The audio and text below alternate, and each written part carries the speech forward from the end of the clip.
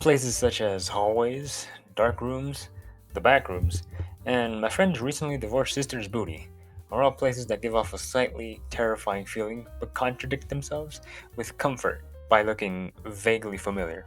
Some say they give off nostalgia, while others say they give off straight horror. Best example of each would be an empty arcade or the backrooms themselves. But the term liminal spaces, right? What's that even supposed to be? Now, I've seen many videos covering this topic, and they've always give you the exact book definition, but I have a better way to explain it. Look at the word liminal, right? It sounds like the word limited.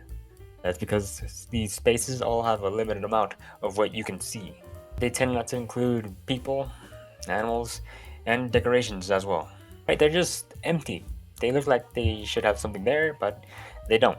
Which brings us back to the word liminal and its actual definition, right? Liminal meaning relating to a transitional or initial stage of process.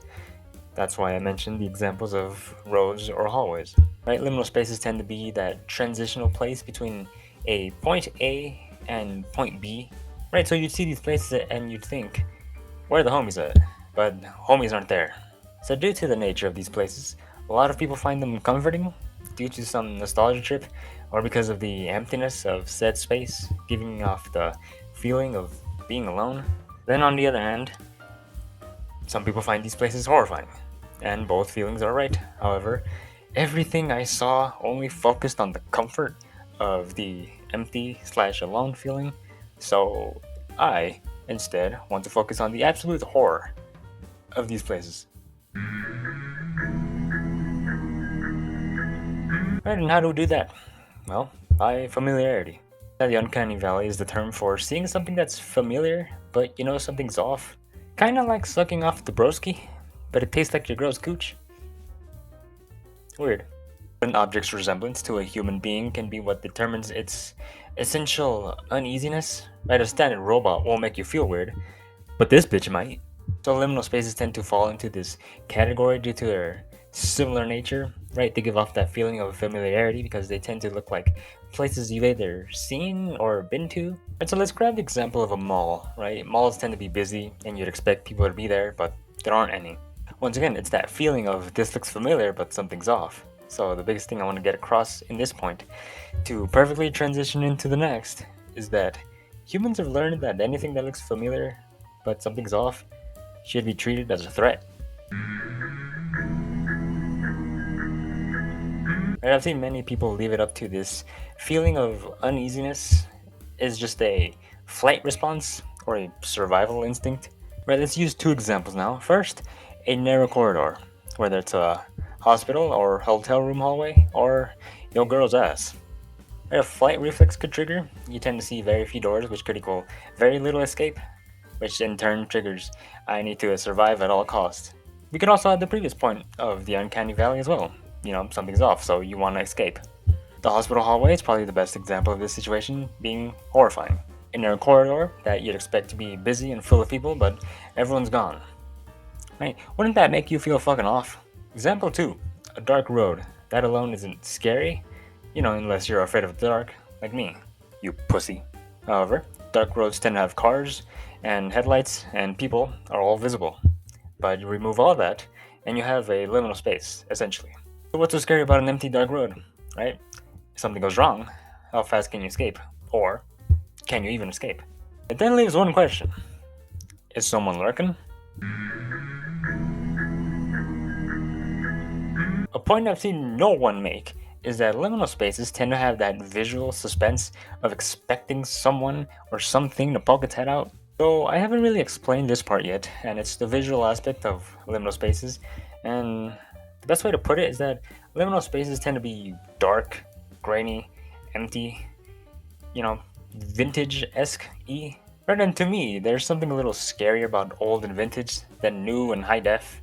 I don't know, I think it's because it lets you see less, and that, along with a location that makes you see less, might make you worry about some homie pulling up and touching your butt. Here's a good example of what I mean by visual suspense. You ever see that video of a car going down a green road and then, boo, bitch gets ya? It's that moment prior to seeing the pop-up that gets captured by the liminal spaces. Right, looking at the spaces, sometimes it keeps you in that suspense of seeing something, and, you know, to me, my imagination tends to think of those Trevor Henderson creatures whenever I see a dark corridor or road or just darkness in general.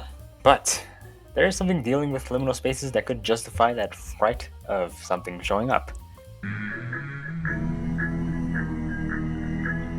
Right, so we finally made it to the backrooms portion of this video. I know you're waiting for that. The agreed upon origin of this is widely known by now, right? It was posted on 4chan along with the concept of how the backrooms work. Slip through reality in the wrong area and end up trapped in an eerily empty and randomly segmented area. Backrooms lore apparently has it that there are many levels of the backrooms themselves, and along with those many levels are many entities. I'd say the best visual as to what an encounter in a liminal space would be the very first Backrooms found footage video, right, by Kane Pixels. I'm sure it's the most popular fan film of the Backrooms themselves, but to go over it, dude clips out, walks around main backroom space, encounters the entity itself, hits an M&M, slips back to reality, and then whoops, there goes gravity. However, I want to talk about what's probably my favorite Backrooms level. That's level 94. Level 94 has the look of a large town, grass hills, along with everything having a grainy effect to it and a stop motion feel. It's said to have a 1930s and 50s feel to it, along with the town's siren pools, which tend to play happy cartoony music. Everything here looks like a fucking cartoon, or even a robot chicken background. Like, I'm not gonna lie, it genuinely looks like that. So, with a level that's visually familiar and having houses, hills, grass, and nature itself, but nothing's there, looks fucking off, right? And then entities show up, so the feeling of dread is justified. But it's not the fear of seeing something that will make you feel off. It can also be something else.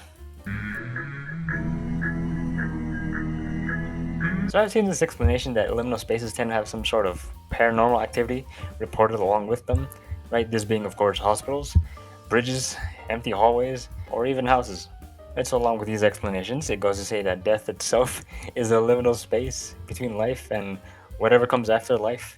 The explanation goes on to say that this may be a place where ghosts and spirits, that's the same thing, tend to stay or rest, well, in that space between death, probably due to the emptiness of these spaces. And so it might be that this paranormal feel to these locations might be what frightens people. But to me, it just further justifies what I said, the point of visual suspense. The idea that some motherfucker's gonna pull up, even if they don't. I just realized this wasn't that long. Not gonna lie.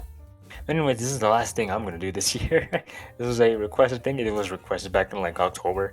It took me this fucking long. Not bad. But anyways, thank you to everyone who just did anything here. Watch, like, subbed, commented, everything. All of it. Thank you.